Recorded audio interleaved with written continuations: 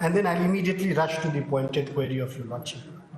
Now, my lord, just for vivid recollection, my lord, I say it with humility, that, my lord, in the year 2005 and 6, in the district of Arwal, there were two blocks, Arwal and Kaler. And in those blocks, my lord, there were altogether 257 vacancies for appointment of Sevika. So, my lord, these figures are slightly important, my lord. There were altogether 257 Anganbari centers in these two blocks where the appointments were to be made. Now, my lord, in the first phase of appointment, out of 257, 194 appointment was done, and there is no dispute with respect to those 194 appointments. Now, my lord, the remaining 63 seats, appointment process was carried on, and in strange manner, against these 63 vacancies, 72 appointment letters were issued to different persons. There were only 63 posts, but for strange reasons, 72 appointment letters were issued to different persons for those 63 posts. Now, these issues were brought to the notice of the district magistrate, and a three-man committee was constituted to inquire into the aspect as to how this happened. There are only 63 seats, but 72 persons are before us with appointment letters in their hand that we have been appointed. So, that three-man committee conducted a detailed inquiry, and in the inquiry it was found that it was no process was followed. It was a sham exercise, and some local goons by exerting force at the CDPO had forcibly obtained her signature on so many appointment letters. All those facts were taken note of, and it was found from the record, which is part of the three-man committee report, that while issuing these 72 letters, no process was followed, even the documents of educational qualifications were not given, no mapping was done, which are the prerequisites behind the appointment process. So, my lord, the three-man committee recommended to the district magistrate that it is a sham process, nothing has been followed, no document is on record. How many times you want to repeat? I'm sorry. Do you think that we don't understand? I'm sorry. I'm sorry. Yes. I'm extremely sorry. So, my lord, it submitted its report to the district magistrate. District magistrate considered the report of the three-man committee and issued an order which is contained in Annexure 1, page 25, which we had shown to your lordship, the order dated 27/7/2007, and concurring with the three-man committee report, the appointment of all those 72 appointment letters against 63 posts were set aside, and direction was issued to initiate fresh selection process for those 63 seats. Now, the fresh selection process was initiated, and in the fresh selection process, admittedly, all the compliances as per the guidelines were met, and 63 fresh appointments were made in accordance with law. Now, the 12 appellants who are before your lordship in 12 different appeals, they are amongst those 63 fresh appointees against which there is no dispute that there is any breach or non-compliance of the requirements prescribed in the guideline. Now, when these fresh appointments were made, in the meanwhile, amongst those 72 persons to whom appointment letter was issued, Sir, all those things have been recorded in our previous order. Only thing is that I want the appointment of three-man committee and its decision has not been recorded. Rest of the things have been recorded. wanted to point, which I had missed on the last occasion, that against 63, 72 letters were issued, which was a grave infirmity. So that was taken note of, and which is why the entire process was. All right, sir. As long as their order of appointment is not cancelled, you don't have. I'll not waste my lord's precious time. Not more than 5 minutes. I just seek my lord's kind indulgence. I immediately switch to the question which my lord posed. So, my lord, what happened?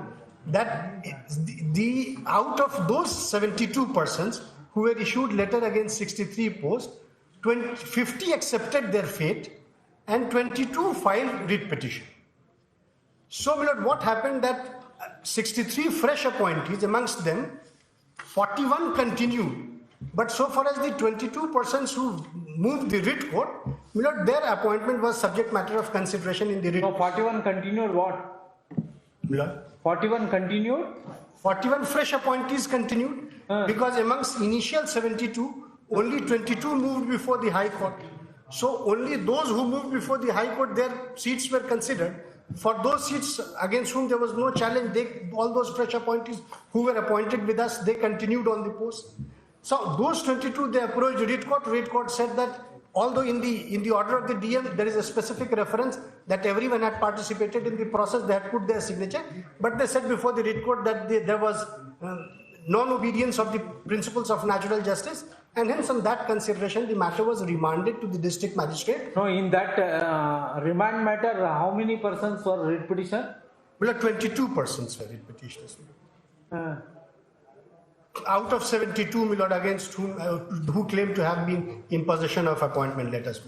So, my lord, those 22 persons cases were remanded by the writ court to the DM that you pass a fresh order because you have not adhered to the principle of natural justice. And the order dated 15/9/2008 was passed in favor of those 22 persons by the district magistrate. They said that we have not unimpeachable evidence regarding irregularity that has not been established, and hence we cannot invalidate those 22 appointment letters.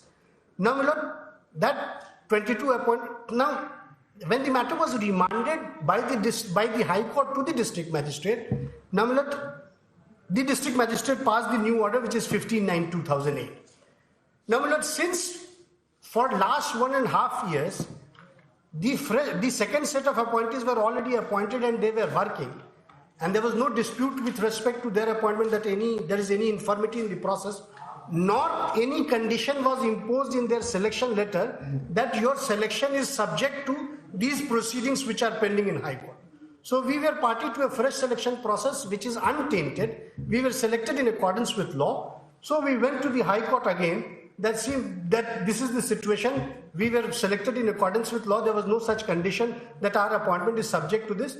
But because this fresh order has been passed by the district magistrate with respect to 22, so 60 out of 63 fresh appointees, these 22 have to go. So the writ court said that in the writ court this fact was brought to the knowledge of the writ court that the appeal of these writ petitioners is already pending before the commissioner. Since the commissioner has not decided, they had come in writ. So the writ court said that, see, your case is already pending before the commissioner. Commissioner is the appellate authority under the statute. So I am giving direction to the commissioner that since you are appellate authority, you kindly decide the issue after hearing all the parties. Now, my lord, this commissioner then, after considering every aspect of the matter, after hearing both the parties, the writ petitioner and us, said that since so many orders have been passed by the High Court, one in their favor, one in the favor of the other party, so a very comprehensive relook is required with respect to these cases, and hence he gave 6 points direction to the district magistrate that, keeping in view the direction of the High Court, you consider the cases of each one of them after hearing each one of them, considering their documents, and then you consider their cases that whether their appointment is in accordance with the guideline or not. So, that commissioner remitted the matter to the DM. Now, that order by which the matter was remitted to the DM by the commissioner, they came to challenge the first set of appointees that commissioner has wrongfully remitted the matter to the district magistrate. The writ court again said and rejected and disposed their application and said that no, the commissioner has remanded the matter to the district magistrate. Let the district magistrate decide the issue. So, my lord, that remand was even authorized by a subsequent order of the High Court. Now, in view thereof, and in view of the directives given by the commissioner and the subsequent court order of the writ court, my lord, district magistrate considered the cases of all, amongst those 22 also, now only 12-13 persons were left. So, my lord, when the fresh process was undertaken, out of 22, only 12 remained. And in that process, in each case, individual orders came to be passed. I would just like to, your lordship, if your lordship will please take the pain to come to that last order which has been passed by the district. We are not concerned with that. We are concerned with the initial appointment has not been cancelled. That initial appointment was cancelled. No, it was not. It was cancelled by district magistrate, and it was further cancelled by divisional commissioner, and it was subject matter of CWJC. In CWJC, only matter was remanded. Therefore, the first appointment holds good even to this day. The first appointment has been set aside by Annexure 1 itself. 26/7/2007, which is the order passed. Anything else? Milord, what I'm, with respect to what the question which Milord has put, Milord, what I want to submit, that Milord wanted us to demonstrate that if at all the fresh order dated 15/9/2008, which the district magistrate has passed on being remanded by the High Court, whether that order has been interfered or not. Milord, I say it with humility and honesty and with fairness, that in all the subsequent proceeding, that order has not been expressly set aside. But I would urge and submit before your lordship that that order has already lost force, and I'll try and demonstrate for the reason that, my lord, the correctness of the order dated 15/9/2008, that is the fresh order of the DM, was subject matter of consideration before the Commissioner and the High Court. And in both the proceedings, mandate was given by the writ court as also by the Commissioner that although they expressly did not set aside this order, but they directed the district magistrate to pass a fresh order after considering the case of both the parties. So, my lord, although it is not expressly set aside, but the superior authority... Set aside, then only you have a locus. You have a locus. My lord, even if it is not expressly set aside, but when the superior authority directs the original authority... Sir, this court, while examining the impugned order, it has not set aside. It has only remanded the matter. It should have been set aside and remanded the matter. My lord, my lord, Sorry, sir. My lord, there is a technical weakness. We heard you, sir. My lord would kindly consider the situation that... We can't. My lord, just one aspect, my lord, I understand my lord has taken a view. I'll not waste my lord's time. I only want your lordship to consider that these 12 persons were appointed along with 63 persons, and there is no taint associated with their appointment. Admitted fact is that they were appointed in accordance with law. Sir, we are not going to examine merits and Then that is not in dispute. That remains admitted. That doesn't require, my lord, examination. This is not in dispute at all. Yes, take a Now, my lord, only out of those 63, recent LPA, appellant has assailed